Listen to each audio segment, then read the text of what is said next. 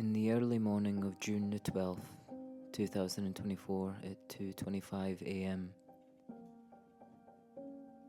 my grief officially started its timer. My name's John Ross, and this is a podcast about grief. About mine and about yours. So that's what this is. Me connecting with you, sharing your story and thoughts, and me sharing mine. And yeah. Hi everyone, welcome back to For Griefness Sake. First off, I just want to say thank you so much for all the lovely messages from episode 1 and 2.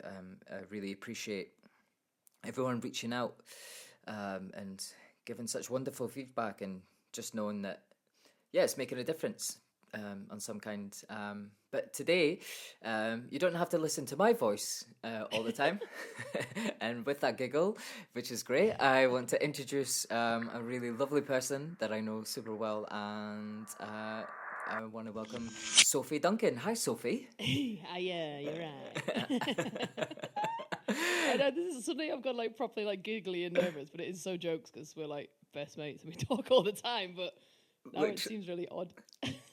Literally, and it's such a weird thing to now be like, we never really have these types of conversations. And I was like, no, like I was thinking the amount of like interviews and stuff that we've actually done either together or whatever, and then suddenly now we're just like trying to present to each other. This is so funny. So just for the context for the listeners, just so they're not like, what the hell is happening here? Yeah, exactly. Me and Sophie go quite far back now, since 2009. Yeah, I know, right? We went to university together, and since then we've just been pals. Pals on stuff and things. Yeah, and we just kind of like randomly always end up in the same place in the world in different jobs. Literally, I don't know how we've managed it really, but I mean, to the ridiculous is how we both happen to be working in China. Had like a random day out in Shanghai when I was doing a gig, and you happened to be there with Sleep No More, and like where else? We're both in England at the same time. We're both currently in Germany at the same time. Literally, like. I don't know. In terms of, I don't know. Well, I guess we'll speak a lot about this anyway today. But in terms of, when like universes seem to like bring things to come together a lot, it definitely seems to be that we just keep like wandering and not like in the same like, oh, we just we work together in England or something. It's like no, we're literally on the other side of the planet, and we managed to hook up for a minute. And I employed you to come and work with me when I was at House of Dancing Water. Like you've done workshops. Like yeah, you've met loads of my friends. Like it's just odd actually. It's cool though. Yeah. Just so for everyone listening, if we both go off on a random tangent like this, then just know that there's some history. Yes, there is history. But now to change the subject and to actually why we're here. We're here to talk about grief. Yay! The wonderful topic of grief. I reached out to Sophie to ask if she would be happy to talk about something that happened particularly in her life, and felt it was very relevant to hear. And yeah, it's funny. It's like, how do you start these things? Like, I know. I mean. I don't know. It's just an odd one, isn't it? Because we're going to talk about grief. We're going to talk about my dad. That's who we're talking about in this one. And yeah, like so I'll just jump straight in. Like my dad died 10 years ago. Now it's actually like the anniversary year of his death, which I think sounds like so weird. Like, oh, the anniversary. It sounds like all very like celebratory, but it's not, is it? It's just like there was this really big thing that happened 10 years ago, and I guess 10 years is just a poignant like, oh my god, it was 10 years ago now, and it doesn't feel like 10 years, but yeah, like what is even grief? Like what is like I think the one thing that we've spoken about a little bit, like the main difference between yours and mine at the moment is like yours is still super fresh because we're talking how many months ago now? Like, yeah, like wow, it's like 6, 7, 8 months, almost 8 months already. which even to me feels like nothing because I've sort of been around whilst it was all happening. And again, like time flies. Like grief has this really bizarre thing of like, doesn't matter if it was yesterday or 10 years ago, it's still very hot in your mind, and there's literally no age to the time. Like Right. it just is an odd, I don't know. It's just an odd blur, really. Things get more fuzzy and more confusing. I feel like you grow and you learn, but I don't think the actual time gets any different. It's just like an end, isn't it? Just like, end. Yeah, yeah. Now what? Which is really interesting for you, right? Because now, like you said, you're on 10 years, which is it's a lifetime, you know. It's quite a long time. It's a whole decade. And it's mad that even because I'm 35, right, and I think it's still funny. I can say like 20 years ago I started dancing, and 10 years ago my father died. I don't know, like it's odd. In your 30s, you suddenly understand that you are able to actually have like 20 years ago. You can actually say that, and you're like, oh my god, I can say 20 years ago now. Ew. I feel like that's a whole other podcast just about aging. Yeah, aging and the grief of aging. Yeah. Which will be episode 4. Episode 4. How old is grief?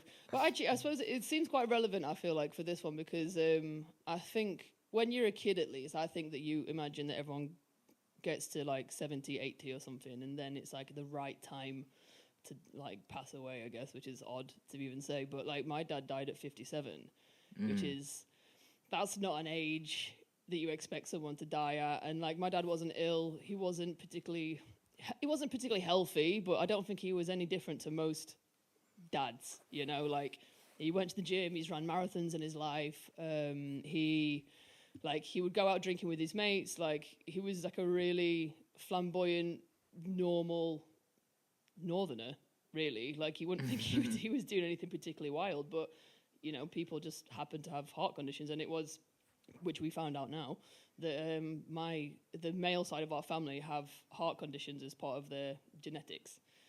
So they're more likely. So now my brother has like regular, is it an ECG? Like when you go and have your heart checked, basically, check if it's all right.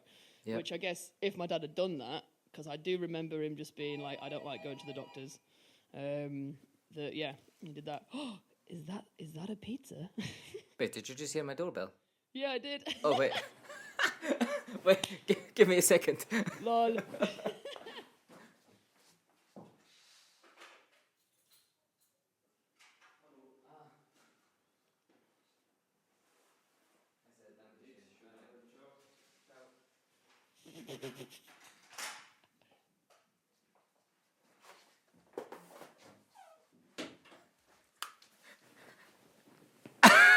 Amazing.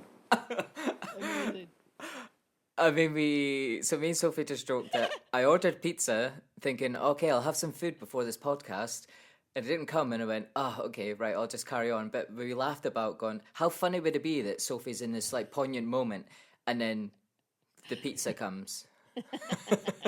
I know what I think this is perfect, because I feel like, as per what your podcast I feel like is trying to do, is like let's normalize this. Let's get a pizza and let's have a talk about it. Like, you know, it's like, this is not therapy. This is not anything. This is like a normal thing that happens. And we do that. And yeah, so anyone else on the other side of the headphones right now, if you feel like you need to pause for a second to go order a pizza or, I don't know, a salad, get a drink, the time is now.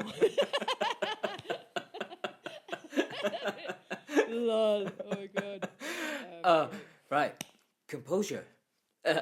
Well, I feel like you want to have at least have a slice now, because you're going to have this fantastic thing where you are saying. No, I feel like I'm gonna it's gonna be a really wonderful pizza when we finish, and it's gonna I'll be like, wow, that was such a good talk. Oh my God! Yeah. And now pizza. And now pizza. Lol. Okay, right. Where was I talking about? I think I was even talking about my dad and not being that unhealthy or anything. But no. How poignant. How poignant. Right. Well, I'll carry it anyway. So, like, I guess Yeah, so before we talk about the demise of my dad, I guess it's good to have a picture of like what he was actually like. And and he was super fun. He was exactly, everyone's got their dream version of their dad, right? And like everyone thinks that their dad is the best, or a lot of people have the pleasure of acknowledging that their dad is the best. And I'm very lucky because I know not everyone has the best relationship with their dad. But for me, he was brilliant. He was like, we grew up, I'm a pretty standard, I guess, working class northern girl. Like, we had that exact family, like mom, dad, older brother, I'm the younger sister. And, we used to go on family holidays. And actually, my godparents will become very, useful in this podcast later. So me and my god family are super close. Mm-hmm. So it was always two families. So, like, my godparents are Julie and Dunk, and then Josh, who is basically my younger brother. And we just had this, thinking about it now, this absolutely perfect life where we would all go, we'd all drive to France and then we'd go camping for 2 weeks. And now as an adult, I can remember my dad as he did barbecues and he'd go on the slides with us and he was a laugh and he wasn't, I think him and my godfather Duncan, they weren't afraid to, have a laugh and be silly, and they would do dress up parties and stuff, and with our mums as well. I've got a surprising amount of pictures of my dad dressed up as a woman or dressed up with suspenders on and stuff like this. And he would take me swimming, and my best memories of my dad are us driving in the car going swimming, because that's what I did. I was a competitive swimmer, so we would Mondays, Wednesdays, Fridays, and Sundays go swimming, and we listen to music in the car. And my dad is probably the reason actually why I'm a DJ now, because we would listen to dance music, which I think was my dad's thing that my mum didn't get really, because my mum's not into dance music, she's into music. We're a very musical, listening to musical family. But dad liked dance anthems and house music, and that was not my mum's jam. And then when I was 11, sadly they got divorced. But then Dad it's like he got a new life or something. It's not that he wasn't tight or anything, but he was a dad, right? I grew up in the 90s, so all of his 30s was looking after me and my brother. And so they must have got divorced when he was probably 45, something like that, I don't know. And maybe a bit earlier actually. And then he had this new life where he started going to Ibiza and taking me to concerts. And he took me to my first concert, which was Pink, which was super fun. Wow. And again, kind of campy, you know what I mean? It's not Dad listened to rock music. It's no, he likes Pink. Love and that. he took me to see Faithless for the first time, going to see Insomnia live, and oh my God. And my dad would cry to music. He would literally, quote my dad, he always said Faithless and music like that would send him. And he wasn't not emotional, but he was still he would only reveal his sort of most flamboyant self, I guess, occasionally, or his feelings. He would talk about his feelings, but not in the very millennial way that we do now, but in a dad way. And even when he went to Ibiza, I think 6 times, and he would go out with the lads that I went to school with, and would stay out longer than they did, and would end up on a beach alone at 7 a.m. Yeah, he was a party man, and wow. I don't think he did drugs or stuff like that, because I guess it's not his generation particularly. I mean, I know he definitely had a couple of tries, because he told me about them, which is funny. But yeah, he was just a big, flamboyant, very lovable person, and the community loved him. The gym he went to, he was super well loved.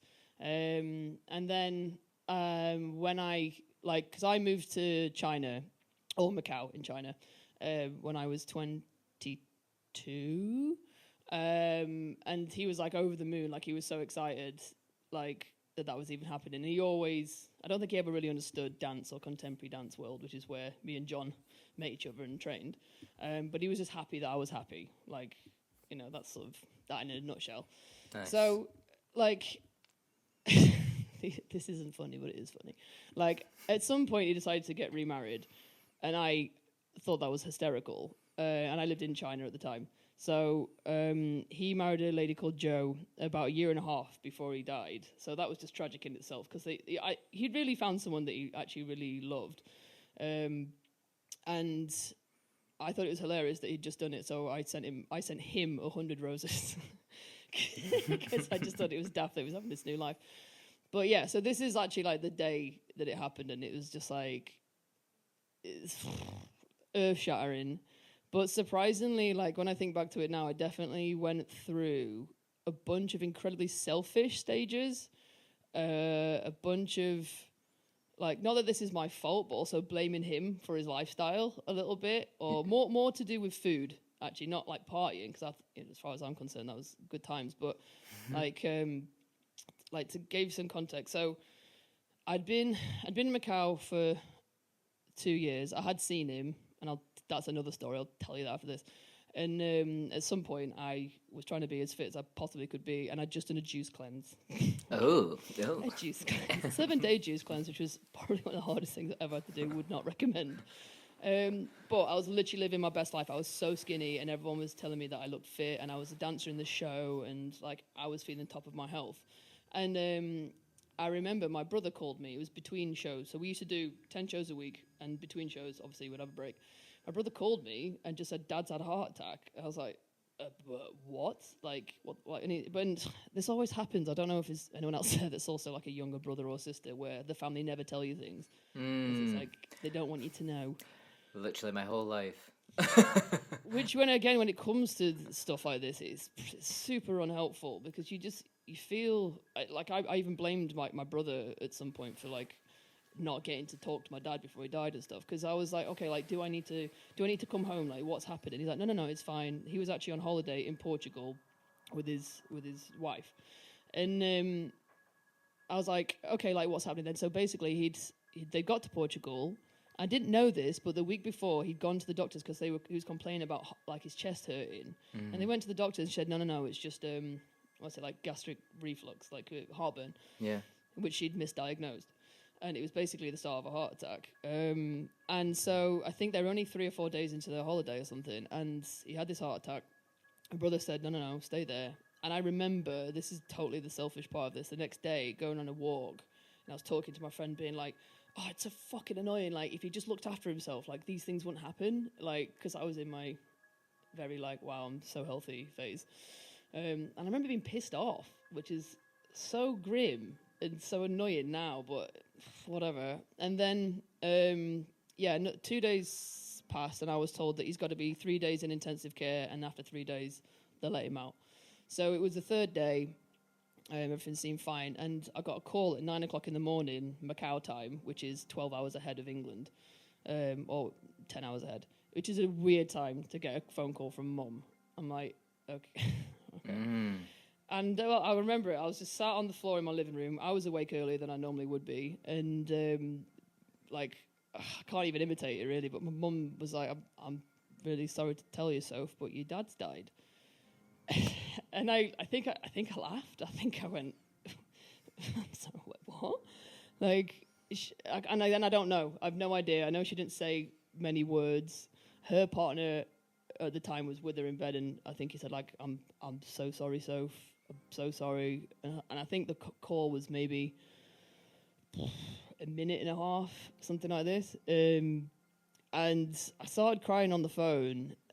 And I think I put the phone down and I waited for 5-10 seconds because my boyfriend at the time was there, and he didn't do anything. And then I just turned off, really, just completely stopped. I just well, I don't know, if you could eat a rock, I think that was roughly, because there was no explanation. Yes, he'd had a heart attack, but he was about to go. And I think what happened is Duncan is my dad's wife. They'd been at the hospital. They'd said goodbye, and he was fine, and he said goodnight to them.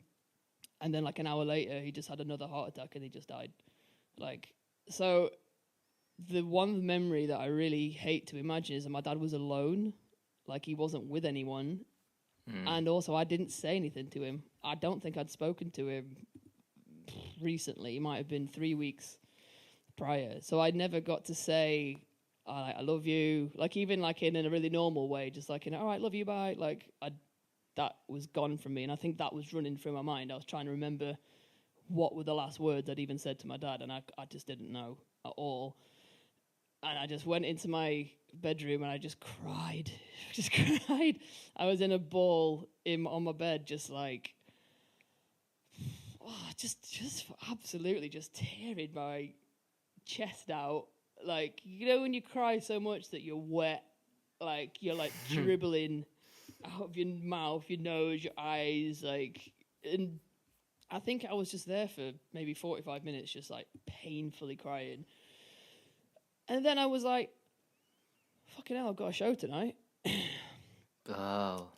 And I did. I had a show. It was a Monday. So when I worked there, we our last day of the week was a Monday, and Tuesdays and Wednesdays were off. And there must have been some more time between me crying in a ball in there and then leaving. But my next memory is we left the house, and me and my boyfriend, we went to take my dog for a walk. And for some reason, I was really pragmatic. I was really like, what do we do now? What's the next best steps? But then occasionally just, like, vomit crying out of my face. But then I was in public, in the park. So, and then I remember there's this one moment where I was sat with my boyfriend on a bench in the park, and he was like, I don't think you should do shows. I like look at you like you're completely distraught. But I was like, what am I going to do all day? Just cry all day? Like what? Mm-hmm. Like what is happening? And I just was like, I have to do the show because I need to perform for Dad. Actually, these shows have to be done. It's not like I don't want to do it. It just has to be done. And the next pragmatic thing I thought of, which is such a performer thing to do, like the show must go on. I had to go. I just went to. I had to choose actually who I could talk to first. So the show I was in was a massive show, and there's a lot of people you needed to talk to when you were going to miss a show. Mm-hmm. Obviously, death is like a pretty like don't do the show.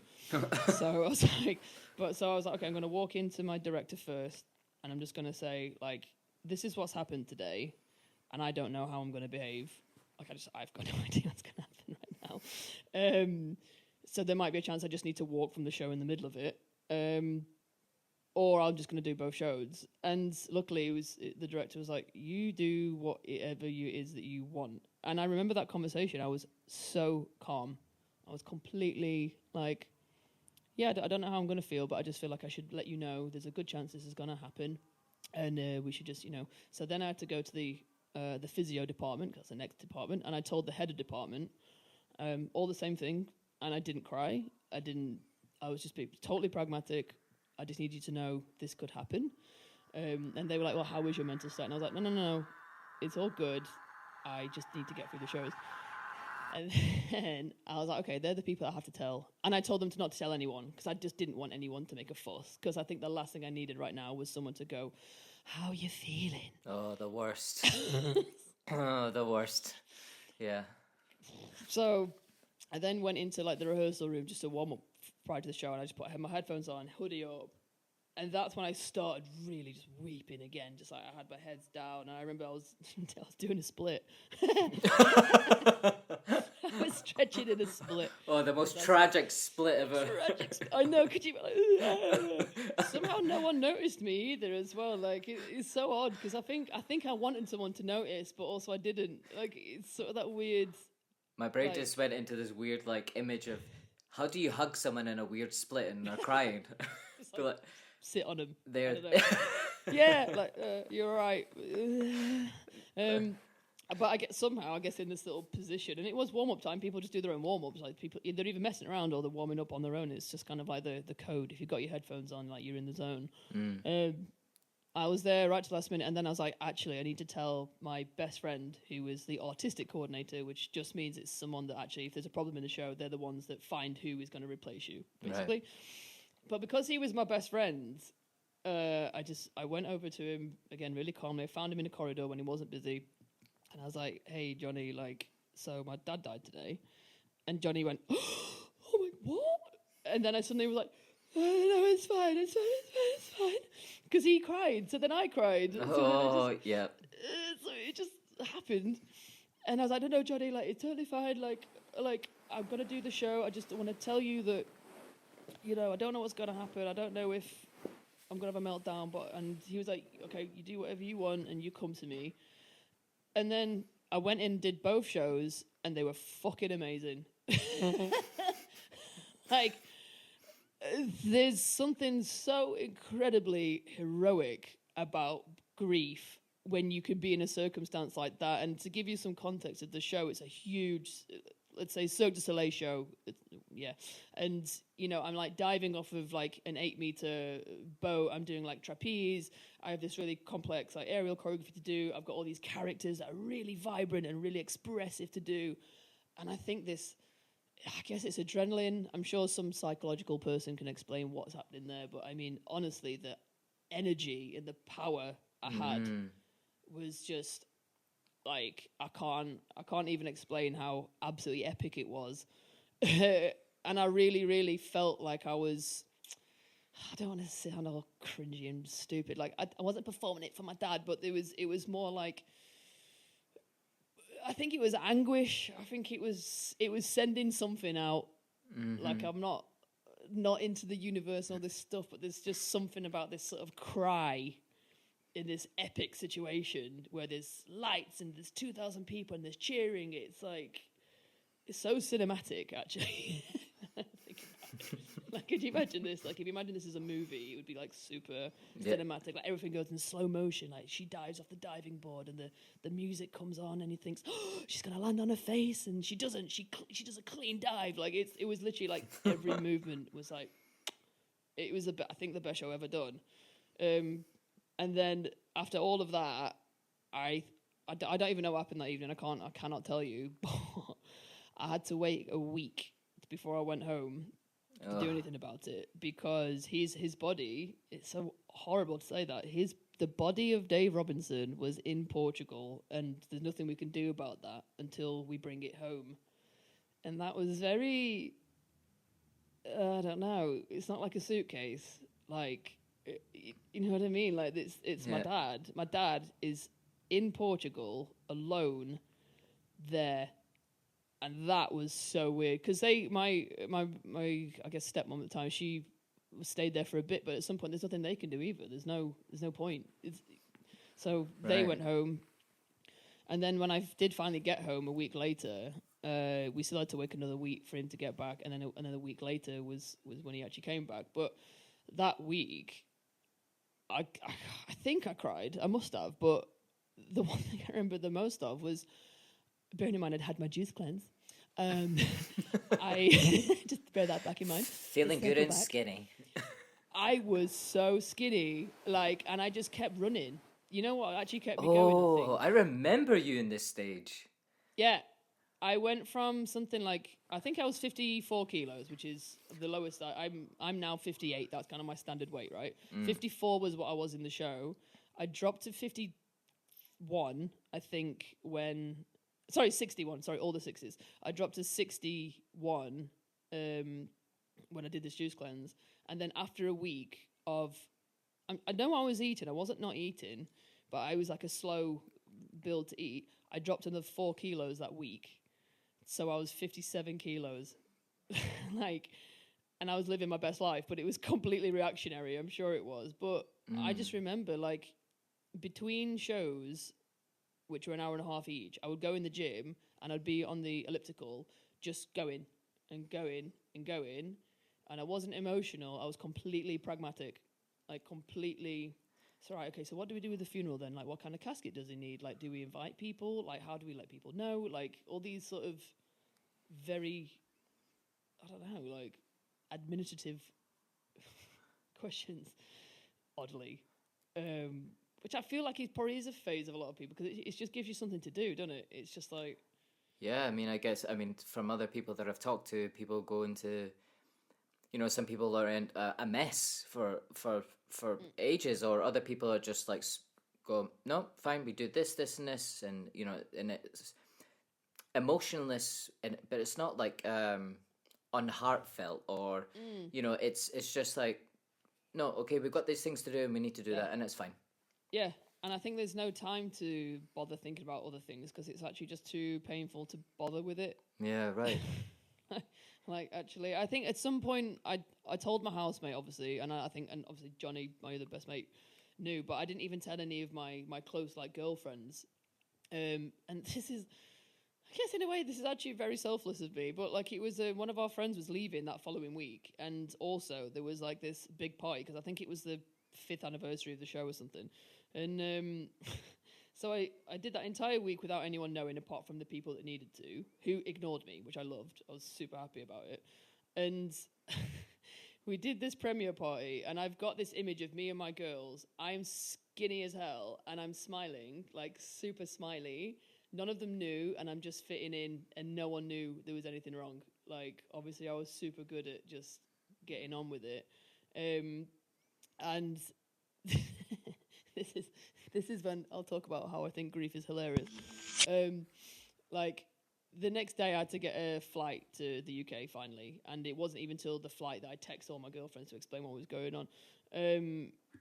But I didn't know how the flight was going to be, and I'd already booked a tattoo in Hong Kong. So I was going to Hong Kong, and I got this tattoo, and I added a little gecko, because my dad's favourite place was Ibiza, and it's a gecko for, like, the Ibiza Islands. So I added a gecko into my tattoo, which is very cute. And then one of my friends had given me a Valium to go, because she didn't know that anything was wrong. It's just that, oh, yeah, she was American, which I feel like is a very American thing to do. Like, oh my God, you got a long flight. Let me give you a Valium for this. And she did. And I remember this thing of, like, when I was on the way to the airport, I kept going through phases of being really exhausted, and I think I was hungover because of this party we'd had before. There'd been a typhoon, like, there was so much drama going on. And my bag, I stupidly worn a white t-shirt to go to fly in, but with a tattoo. Great. So I got on the plane, I took this Valium, and I had been crying, so my face was, like, completely just, like bloodshot and chaotic anyway. And I remember waking up somewhere when they fed us, and I think I must have been like, like this monster, because I'd had a Valium, I'd been crying, I was bleeding from my side, like, there was so much chaos going on. It must have been so worried. I remember the woman's face being like, "Is everything okay?"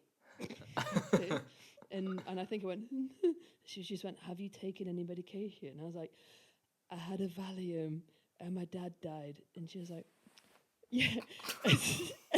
And she went, "Okay, I'm gonna leave your meal here. Have a good flight." It was literally that. And I think that I laid my head down, and I think I giggled for the first time, like, proper, because I think I just realized how, like, incredibly stupid everything was. Like, it was so silly. Everything was so silly. Like, I was hungover, I was drugged, I was bleeding, I was crying, but there's a nice lady with food. I'm on an aeroplane. Like, why is this chaos? And then that was that. And then like the funeral and all that stuff happened, and that was just horrible, because then you also realize how not everyone does grief the same way you do. Right. And I found that whole thing very difficult, because a lot of people, like, I think funerals are quite tricky for a lot of people. I think that families get brought together who maybe haven't seen each other for a long time. Mm-hmm. Often drama happens. There's, like, issues that you weren't even born to witness. And in our version, I was basically this, like, foreign daughter that basically everyone knew about, but especially Joe's family didn't know about. Like, because they never met me, they'd never spent time with me, they didn't know I was nice, but obviously I was part of the funeral arrangements. But I remember being so pissed off the whole time, because Joe's family just kept taking over what I thought it was all about me and my dad and my brother. Like, it was about us three. But now I had to deal with his ex-wife, his wife, his daughter, Frankie, who's lovely, who's awesome. But then also, like, Joe's family, who were just horrible to me. They were just so, like, I didn't have an opinion, I'm the young one, who are you? It's really interesting, isn't it, in terms of because I found that in those moments, because it's depending on what type of relationship you had with the person, it's like because they're now not there, it's like some sort of ownership of that. Like I was either more important than you, or Yes. I was stronger than this, or you can't say, you don't have the right to say that thing because he loved me more than you. There's all these micro things that happen, and you're just like, Wow. guys, we all love this person, Yeah. and we're all going to deal with it in different ways, but let's not be an ass to one another. No, and somehow it, like, when someone dies, and especially at funerals, I think if people feel like they now have a pass to tell you things that like they would never say, or things that they would never say to you, or exactly that, like, I'm grieving more than you. And there was this one situation with this, like, she's probably not going to listen to this podcast, this fucking bitch who beep beep beep beep. This woman who was a friend of Joe's. So like I like my I'll call her my stepmom for now. Like I liked her. She was of it. I knew her just because I knew her from Chesterfield, like from where I'm from. Like, and we did have a relationship. Like I'm definitely not like talking shit of her, but like her friendship group. I'm sorry, but it's just that small town, like little, like they like a drama and they like ownership of each other anyway. And I'm sorry if that's belittling, but this is just how I felt and how I still feel. And I don't know who this woman was, like, but Joe was the wife was just like distraught. Obviously, her husband had just died, and she was, she was so distraught, and she'd been like that the whole time. Like, me and my brother had arranged a lot of things, and Joe had done a really good job of actually getting everything arranged, even though she was going through it. But a lot of attention kept going on Joe all the time. And I do remember at one point we were doing some arrangement. I can't remember what we were even talking about. And I just, everything had been going over to Joe all the time. And I got really pissed off. And I was like, why the fuck do you get to choose everything? Like, I just said it because I was so angry, and that I would never say that. Like, I'm just not that kind of person. And my brother, I think, finally clocked on that he hadn't really been around for me either, because he'd also been looking after Joe. Right. And I'd not actually gotten any support. Like, the only one that was giving me support was my mum, who, I mean, it's a whole other story about divorcing things and stuff. But like, they always had a good relationship, even after they'd been divorced. But there was a lot of stuff that she knew that made it a bit difficult for my mum to sort of be there for Joe as well. So I always cling to my mum.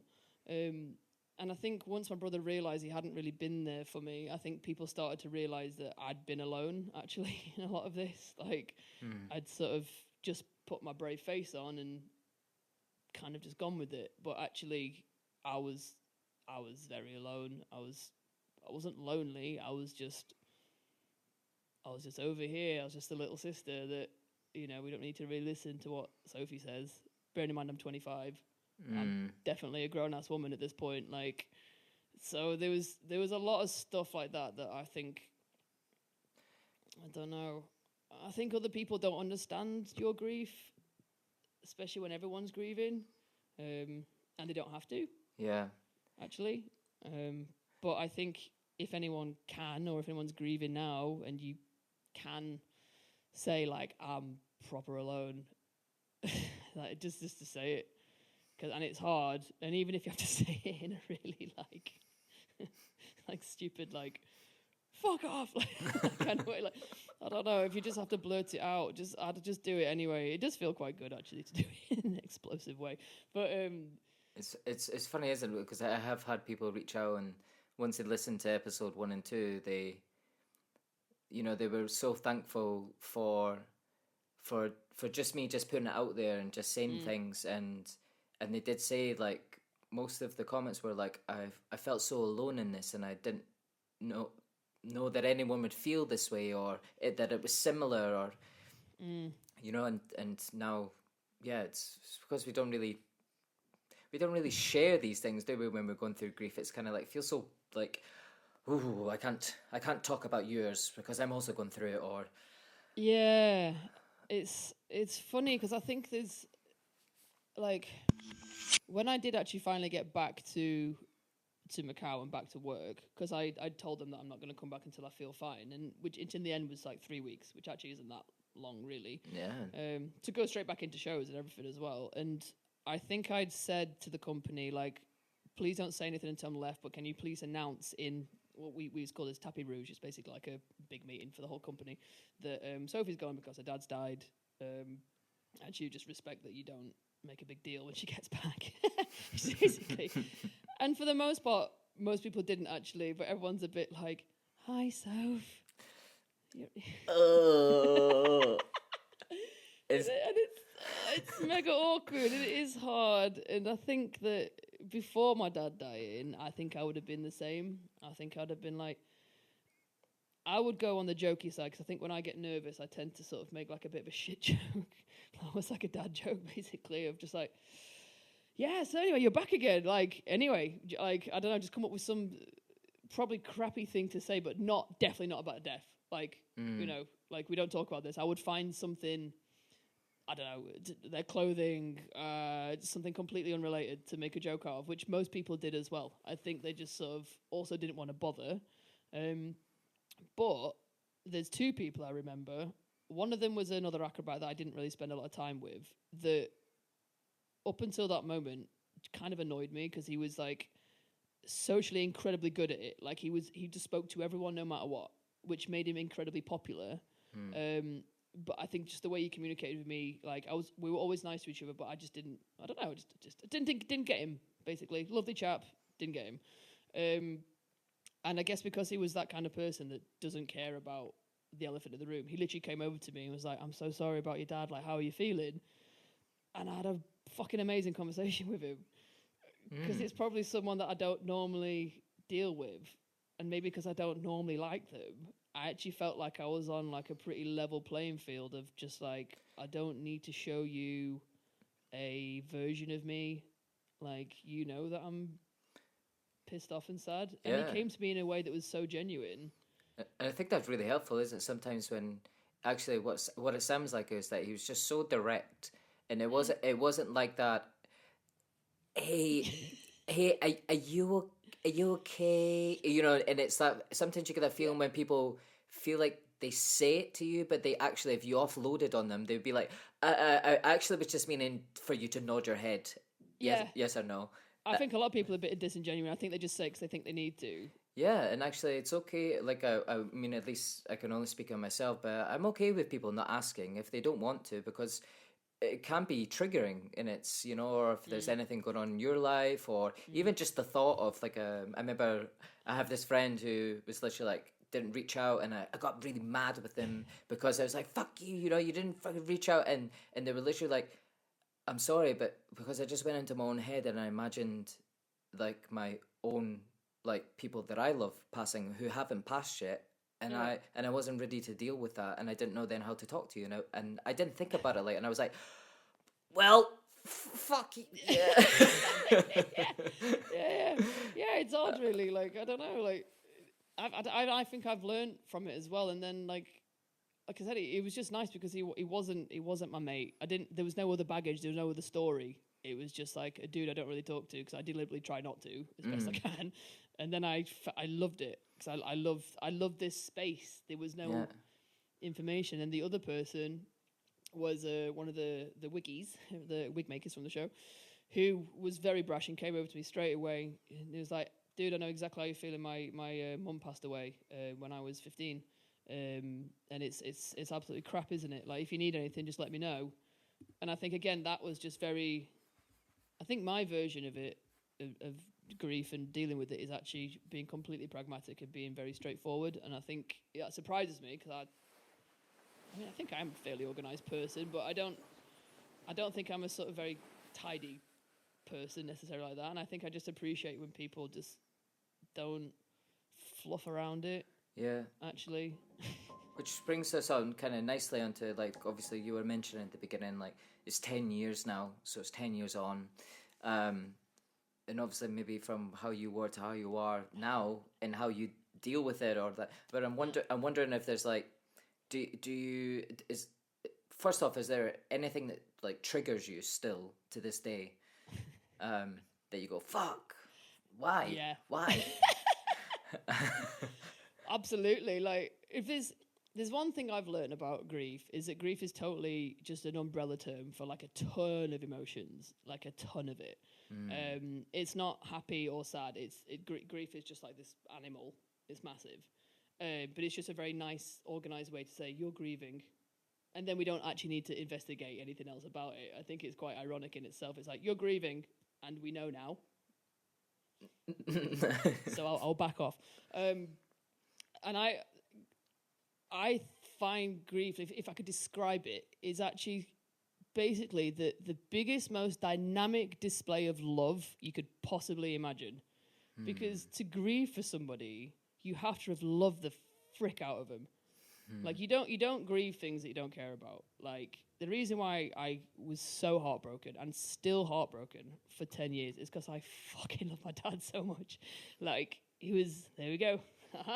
Because don't you cry, because then I'll cry. And I know. I was thinking about this because, like, love is so amazing. It's so amazing. And to be in love, like properly in love with someone, like the first time you say I love you to someone is massive. The first time you realize you're in love with someone, look how happy I am. Like, it's so like it's such a good feeling to be able to say I love you, or like like, yeah, it's and this I think loving something gives you that weight on your chest that you eat up when you're grieving, because it's so edible, because it's so, what's the word, like visceral, it's physical, it's in your sternum, I can feel it now because I've wound myself up, like like it's in my throat, and it's such a magical, all-encompassing thing. And I guess I didn't realize actually the brilliance of something like marriage, like a real marriage, and what it is like until Dad died. Because again, I don't believe in marriage. I'm not too stressed about being married. But one of my best friends got married when I was sort of 27, and I was a bridesmaid at her wedding. And I didn't think that I would tear up quite as much as I did. But listening to them say their vows to each other and like bawling their eyes out was so magical. And I was again eating my tears. Like it was like in my jaw. And it's moments like that my dad pops up in my head, because it's so lovely. It's so like, I realize now, like a wedding and getting married to someone is you. It's like a positive reaction to grief, where you're literally saying right now that the life I just had without you in it is gone, and now you are my existence. You are everything. My this is what I imagine a wedding should be about. Like, I'm gonna give to you my love until death do us part, and I love you so much, I'm gonna get married to you. And I feel like people don't even see marriage like that. I think that I understand marriage more. In Germany, it's for tax purposes. Yeah, or a visa. Yeah. Yeah, exactly. Because I think that we're millennials and we're just sort of like, yeah, whatever. And I think that people didn't get married for those reasons in the end. But like, grief comes at me when I'm unbearably happy. Like, which is why I feel like grief it's funny and it's lovely. But yeah, I just thought it's what you said about that love is, wow. Like I've welled up because I'm thinking about it. It doesn't, and because it doesn't make me sad. It makes me happy that I was so privileged to have experienced that kind of love. Yeah. Which, maybe some people will never have that opportunity in their life. No. But to have that is just so precious, which makes it hurt. Yeah. Like losing anything. Like, I mean, I know that people don't want to compare their pets to people, but like, yeah, I can imagine. Like my dog is sat completely very fast asleep next to us, and like, I now, which sounds even weirder, like the next thing that will go away, other than my humans, that will probably go away is my dog, and he's getting really old, and I kind of now prepare myself. This is a thing that I've learned, actually, because I know that my first dog I ever had that I got from a cow, that my dad actually never met, he won't be around, and he's actually been through so many things with me. He was there when I was crying. I was crying on my dog when Dad died. And, like, I think I even said this at the funeral, like, and I've said it, for some reason I end up speaking at a lot of people's funerals now, because I guess I'm a good speaker. Great. Thanks, because you're a performer, Soph will do it. And I kind of anyway say always the same things. And I mentioned it to you on the phone actually the other day, like how I've found like grief has made me understand religion in a weird way. Because my outlook on life has completely become about like the now and the present. Like, I don't believe we go to heaven or hell. I don't think anything happens to us when we die apart from we go into the ground and we become part of the earth, which I think for a lot of people is quite like, wait, what really? Yeah, it's so like that's it I know. Yeah, you're like, wait, what is that it? Because I think this is why religion exists, right? It's because humans live these lives where we love people and we share these moments with people, and I think we just have a massive wealth of self-importance because we think we are important, and fuck it, we are. Like, you know, I've been here for 35 years, I've done a lot of stuff, I've met loads of people, like I must be important because I've got all this wealth of experience with me. But then it makes me think now, like at my dad's funeral there were 400 people there. What? 400? 400 people came to my dad's funeral. Yeah, at the crematorium. So I think the creme fits about 170 or something. There was people outside. It was like a bloody like royal funeral or something, like a state funeral. Bloody hell, you would have needed a bouncer. Like, no, really, it was great. And again, in terms of, you know, when we went back to like self-importance and stuff, like there was a couple of people that were like, "Come on, we can all get in here." Like if like they were trying to like traffic this whole thing. I was like, who are you? Like, who actually are you here? Anyway, but like seeing that, I remember I said it. I don't know exactly the words I said, but I said something about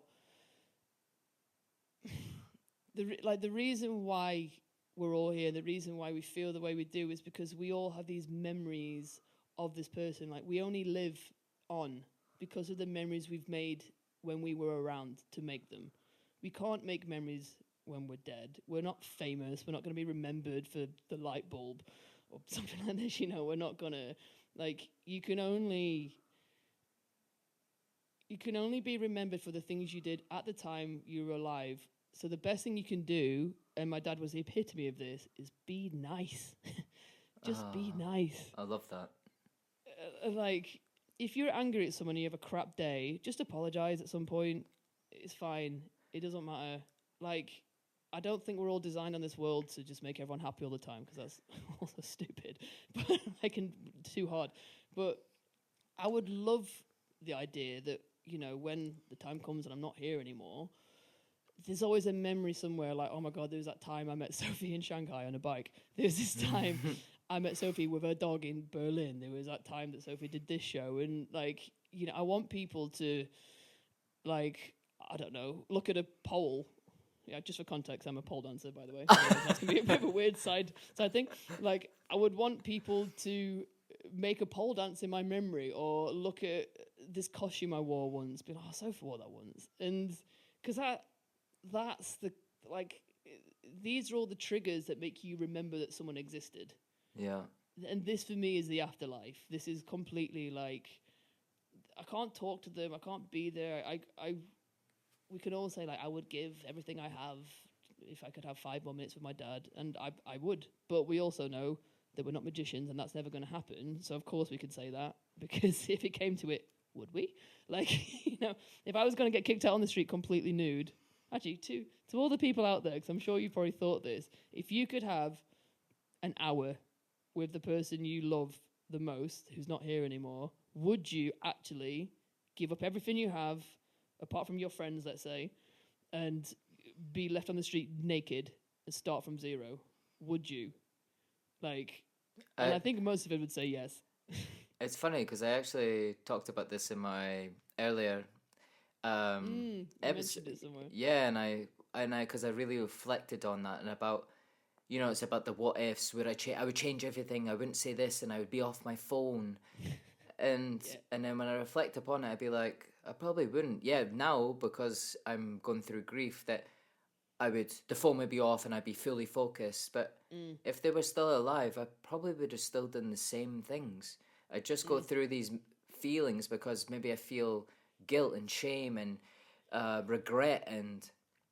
But actually, if they were still alive, and if my granddad was still alive right now and he wasn't going through anything, I probably would have been still visiting, probably still put on my phone because he talks too much. Yeah. But those are the memories that I'll also remember. I'd be like, yeah, God, he talked way too much, so I just was like, yeah, cool, granddad, yeah. What was that? Yeah.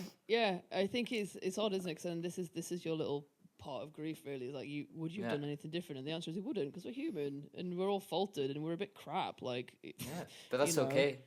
It's totally fine. But I would definitely say, like, if there is someone in your life that you want to close that door because you've upset them somewhere, and you've got even an essence of it, or like I say this to my partner Dan, like he thinks that his dad he's getting old, and he's thinking he might be getting towards Alzheimer's and things, and I know that he wants to spend more time with his dad, and I don't make it a mystery that like sometimes I cry about my dad. Like the amount of times I've cried on Dan is like many. But I'm just like, you can see how much this hurts because he's not around, and you want to spend time with your dad, and he is around. Don't not do it, because you're going to be really annoyed. Like, you're going to be super annoyed at some point, and we can believe all the funny things that, like, they're near us and stuff. Actually, I have some tales of this as well. But the reality is they're not here. They're not coming back. And it's, when we go back to triggers and stuff, like, I really enjoy these triggers that set me off. I love it, actually. In fact, I look forward to them.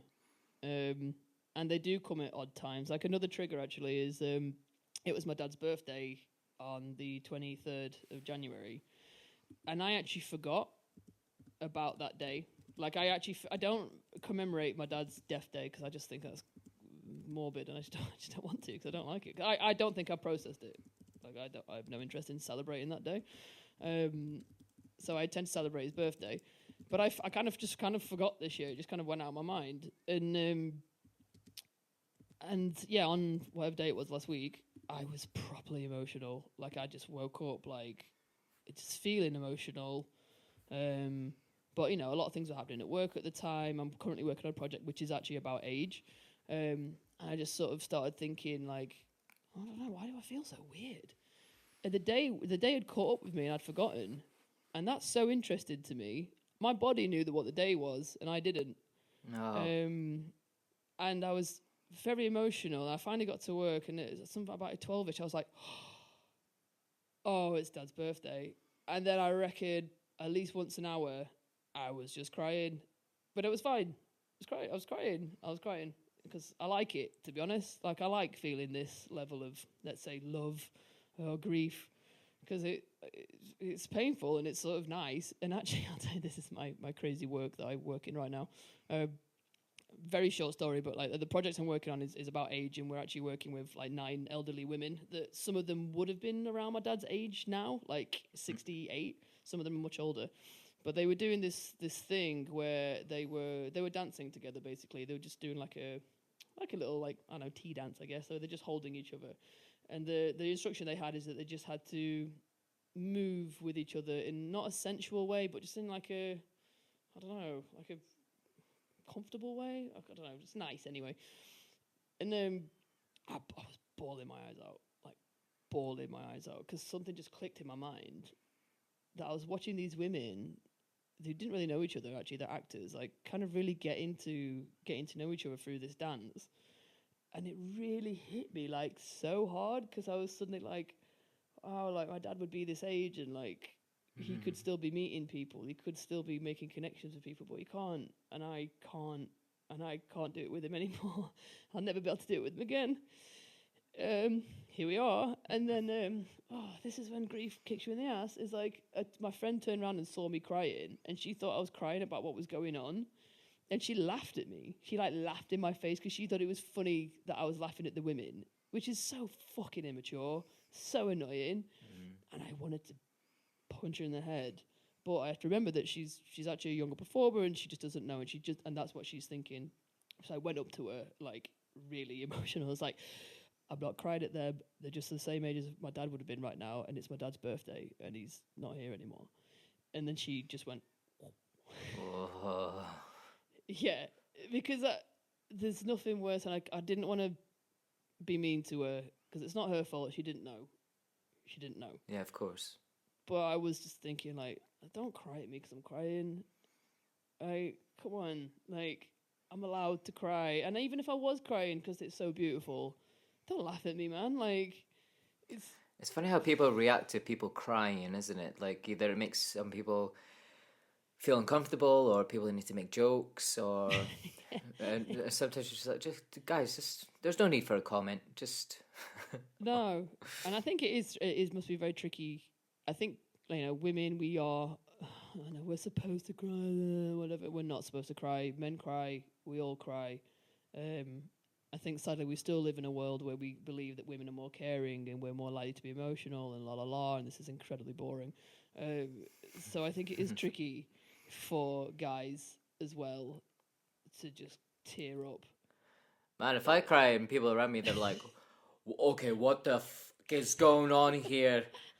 Like, oh, whoa, but it's just like a guy crying it's just like, oh my God, like the world's ended. Like, is it like, oh, he must like he like either he's dying.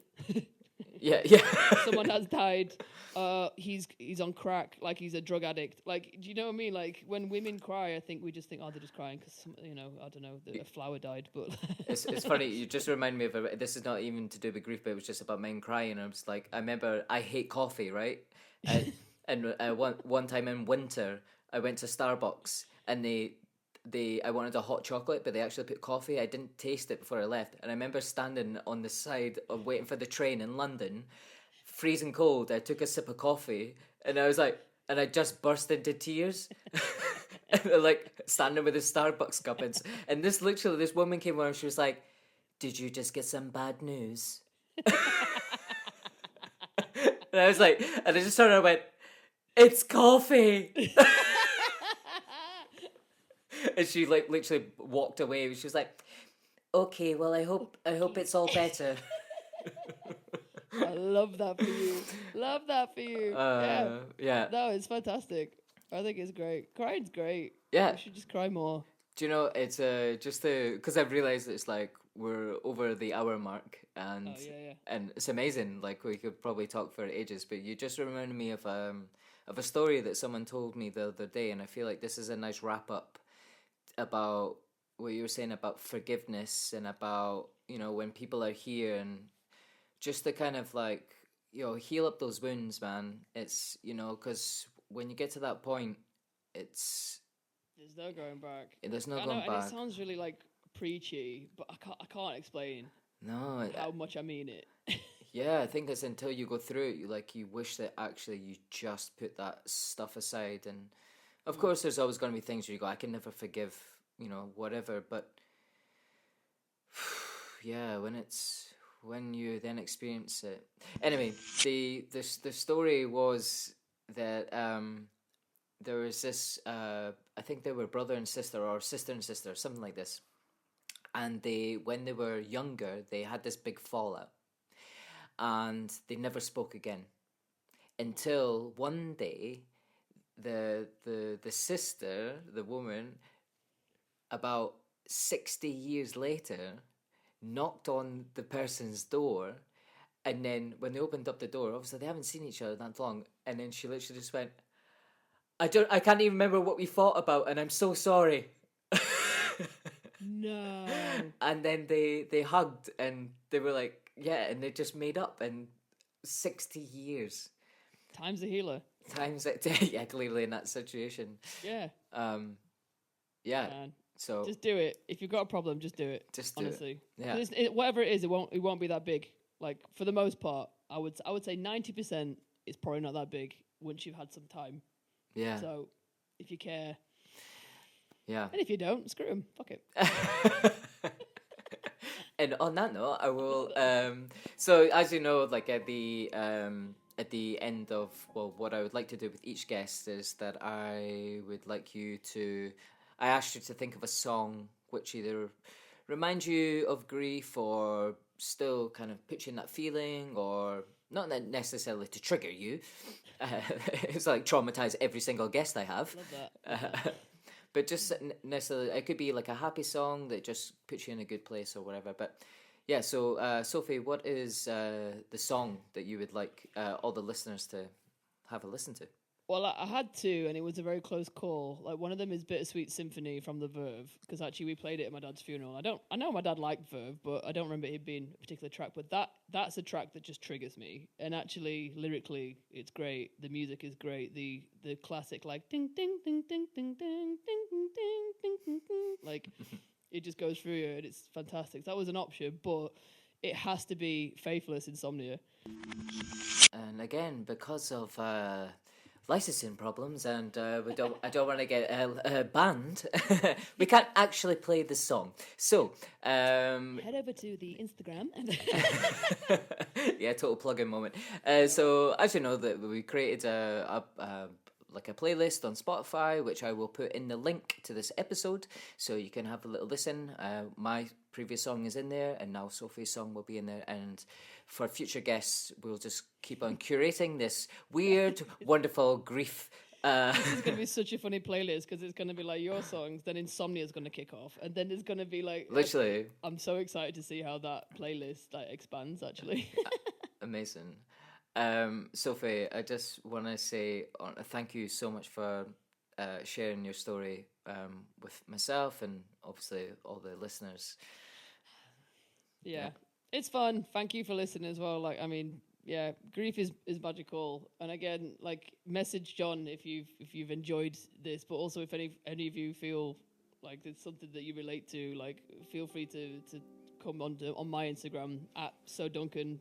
Ask me things, tell me things. I agree with you. Like, the more we speak about it, the more you reach out to people. It just gets a bit better, and it is funny in the end. Like, it is. Like, you can giggle about how funny it is that you miss someone, and I would rather giggle with a stranger on Instagram and make them feel better than have anyone sat alone just wondering if they are actually alone, because you're not. Nice. Great. Well, that's Bye.